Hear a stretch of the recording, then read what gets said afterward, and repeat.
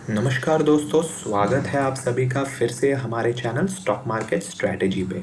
तो आज हम जो स्टॉक्स आपके लिए चुन के लाए हैं वो एक तरह से फर्टिलाइजर सेक्टर से बिलोंग करते हैं, एक तरह से एग्री सेक्टर भी आप बोल सकते हैं। और इन स्टॉक्स ने काफ़ी शानदार रिटर्न बना के दिए हैं अपने निवेशकों को ओवर द ईयर्स। और एक तरह से जैसे कि ये फर्टिलाइजर स्टॉक से और एग्री सेक्टर से बिलोंग करते हैं, तो इंडिया में as such agri agri sectors एक तरह से बूमिंग रहता है, काफ़ी डिमांड में रहता है एग्री सेक्टर ओवरऑल।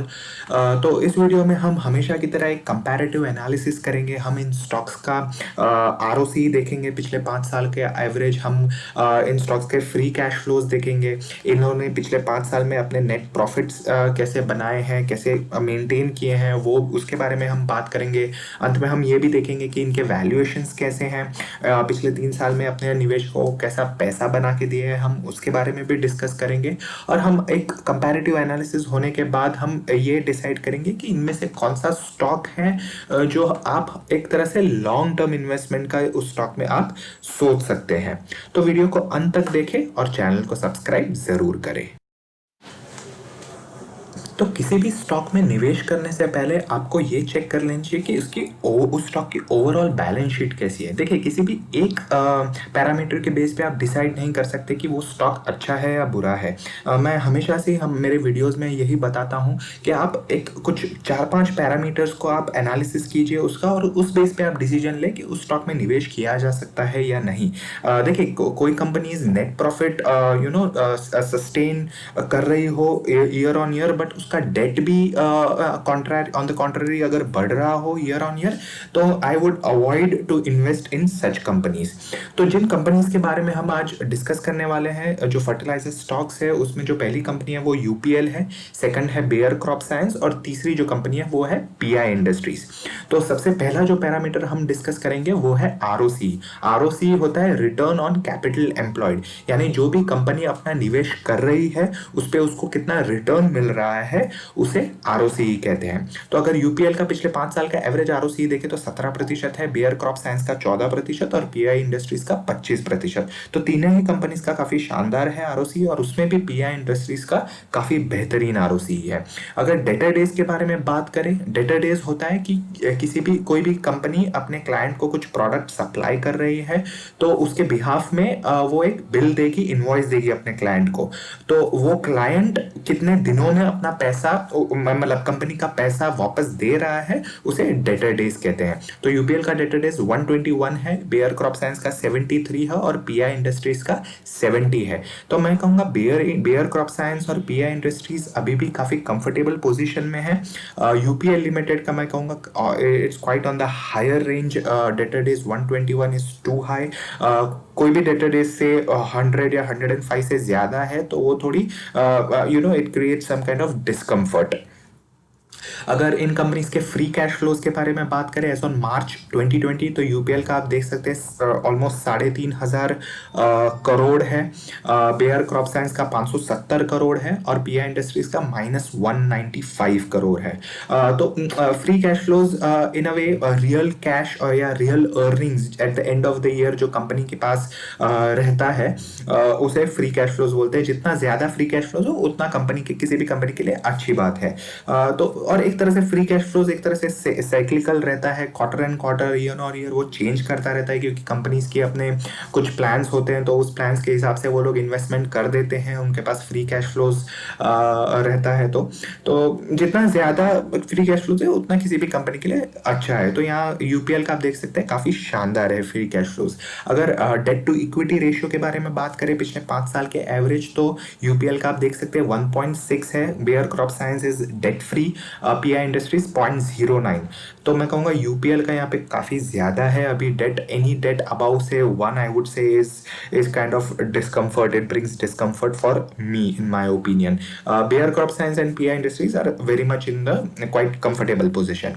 अगर पिछले 5 साल का एवरेज नेट प्रॉफिट मार्जिन नहीं है, in a way it's a CAGR compounding terms में अगर बात करें, तो यूपीएल का आप देख सकते हैं 7.61 है, बेयर क्रॉप साइंस का 3.63 6.63 और पीआई इंडस्ट्रीज का 10.87। तो आप देख सकते हैं यूपीएल और पीआई इंडस्ट्रीज ने काफ़ी शानदार तरीके से अपने नेट प्रॉफिट्स भी कंपाउंडिंग टर्म्स में अच्छी तरह से मेंटेन किए हैं, सस्टेन किए हैं। बेयर क्रॉप साइंस का भी मैं कहूँगा कि यहाँ पे इतना बुरा नहीं है। अभी पिछले 2-3 सालों में काफ़ी शानदार तरीके से ये कंपनी भी काफ़ी शानदार तरीके से परफॉर्म कर रही है। तो चलिए अब देख लेते हैं इन कंपनीज के वैल्यूएशंस कैसे हैं और अपने निवेशकों को पैसा कैसा बना के दिया है वो भी हम देखते हैं, रिटर्न्स कैसे बना के दिए हैं। और हम ये भी जानेंगे कि इनमें से इन तीनों में से कौन सी बेस्ट कंपनी है, कौन सी अच्छी कंपनी है जिसमें आप लॉन्ग टर्म इन्वेस्टमेंट का सोच सकते हैं। तो किसी भी कंपनी के जब हम वैल्यूएशंस के बारे में बात करते हैं तो उस कंपनी का हम price to earning ratio check करते हैं। तो यूपीएल का यहाँ पे पीए आप देख सकते हैं 17.6 है, बेयर क्रॉप साइंस का 41 है और पीआई इंडस्ट्रीज का 56 है। तो आप देख सकते हैं, और अगर इंडस्ट्री पीई देखें तो कुछ 45-46 के आसपास है। तो आप देखेंगे कि यूपीएल अभी भी काफ़ी लो वैल्यूएशंस पे ट्रेड कर रहा है compare to its industry P के टर्म्स में। और Bayer crop science and PI industries are reasonably valued, I would say, industry PE के टर्म्स में।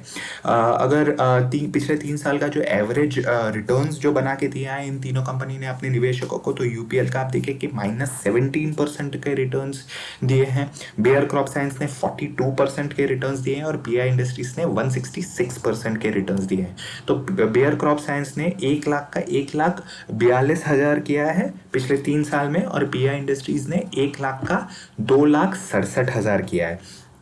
तो देख सकते हैं आप बेयर और पीआई इंडस्ट्रीज ने काफ़ी अच्छे रिटर्न्स बना के दिया है। I would say it is not bad, it is quite good returns given by Bayer crop science and PI industries.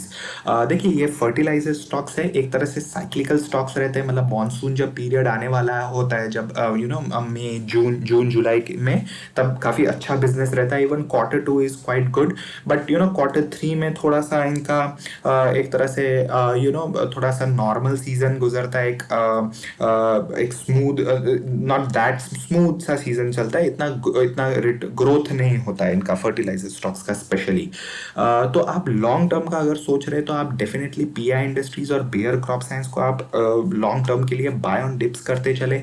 Bear crop science का अभी भी काफ़ी गिरावट आई थी अभी कुछ दिनों से, और अभी भी काफ़ी लो वॉल्यूम्स पे ही ट्रेड कर रहा है, लो रेट्स पे ही अभी भी ट्रेड कर रहा है। तो आप सोच सकते हैं बेयर क्रॉप साइंस का अभी भी निवेश करना। PI industries is also again very good company, buy on dips करें।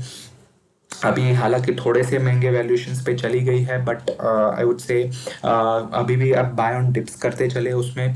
यूपीएल में मैं अभी फ़िलहाल ख़रीदने की राय नहीं दूंगा, क्योंकि देखिए यूपीएल के केस में काफ़ी अभी भी कुछ इश्यूज चल रहे थे उनके ऑडिट रिलेटेड, और डेट भी अभी हमने देखा कि डेट भी काफ़ी ज़्यादा है यूपीएल के ऊपर। तो हालांकि रिजल्ट्स काफ़ी अच्छे आए हैं, बट आप देख सकते हैं 1-2 क्वार्टर उसके बाद you can go for the investment in UPL as well. UPL भी खराब कंपनी नहीं है, it's quite good company, but as of now in my opinion I would not like to invest in UPL. I would rather prefer Bayer Crop Science and PI Industries, which are quite good company, quite better in terms of all the parameters which we have discussed right now. उनके terms में अगर देखें तो they are better companies compared to UPL। तो ये थी मेरी राय इन तीनों कंपनीज के बारे में। कोई भी निवेश करने से पहले आप अपनी रिसर्च कीजिए, आप अपनी स्टडी कीजिए, आप अपनी एनालिसिस कीजिए, फिर ही किसी भी प्रकार का इसमें निवेश कीजिए। अपने फाइनेंशियल एडवाइजर को भी ज़रूर कंसल्ट करें, क्योंकि पैसा अल्टीमेटली आपका है। तो ऐसे ही एनालिसिस के लिए और भी आगे ऐसे ही एनालिसिस के लिए जानने के लिए आप हमारे साथ जुड़ सकते हैं। जुड़ने के लिए आपको सिर्फ हमारे चैनल को सब्सक्राइब करना पड़ेगा, जो बिल्कुल फ्री है। And that's it from my side. Thank you and stay tuned for more such update with stock market strategy.